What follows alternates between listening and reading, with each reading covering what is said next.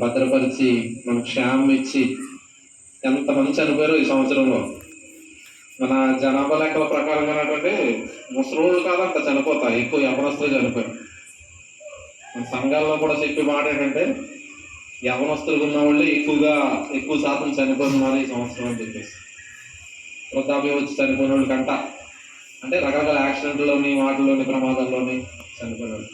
కానీ దేవుడు మనకి ఇంత కృప ఇచ్చి చక్కగా మంచి ఆరోగ్యాలు ఇచ్చి సహాయం దయచేసి నడిపించినందుకు దేవుడికి ప్రత్యేకమైన వందనాలు మనం చెల్లించాలి. దినం మనం ప్రార్థన ముగించుకున్నా సరే, ఇంటి దగ్గరికి వెళ్ళినా సరే ప్రార్థన చేయండి. 103వ కీర్తనలో దావీదు రాస్తున్న మాటలు 5 వచనాలు మనం చదువుకుందాం. అందులో ఆరాధిస్తానని చెప్పడం కాకుండా తన ప్రాణంతో కూడా మాట్లాడుతున్నాడు.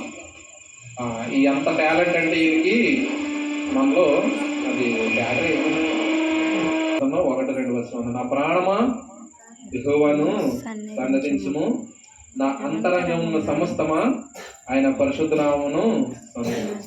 నా ప్రాణమా దేవుని స్తుతించు. నా లోపల ఉన్న భాగాలు, అంతరంగం అంటే లోపల ఉన్న భాగాలను కూడా స్తుతించమంటాడంట. ఎంత టాలెంట్ చూడు. ఎందుకంటే మన శరీరాన్ని దేవుడే చేశాడు, ఆత్మని దేవుడే చేశాడు, మన ప్రాణాన్ని దేవుడు ఇచ్చాడు. అందుకనే శరీర ప్రాణ ఆత్మ దేహాలతో దేవుడు స్తుతించాలి అన్న ఆ ప్రేరణ మనకిచ్చి దేవుడు వాక్యం ఇక్కడ రాయించి ఉంచాడు దేవుడు మనకి. అందుకని నా ప్రాణమా యెహోవాను సన్నతించుము, నా అంతరంగంలో సమస్తమా యెహోవా నామమును సన్నతించుము, నా ప్రాణమా యెహోవాను సన్నతించుము. ఎందుకు స్తుతించాలి, ఎందుకు ఆరాధించాలంటే 2వ వచనం చివరి భాగం ఉంది. ఆయన చేసిన ఉపకారాల్లో దేనిని కూడా మర్చిపోవద్దు.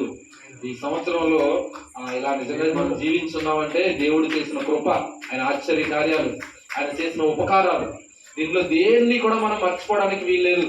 మన ప్రాణంతోని, ఆత్మతోని, శరీరంతోని మనం పూర్తి స్పృహలో ఉండి దేవుని స్తుతించి ఆరాధిస్తే కనుక దానికంటే గొప్ప ఆరాధన అనేది ఇంకోటి ఉండదు.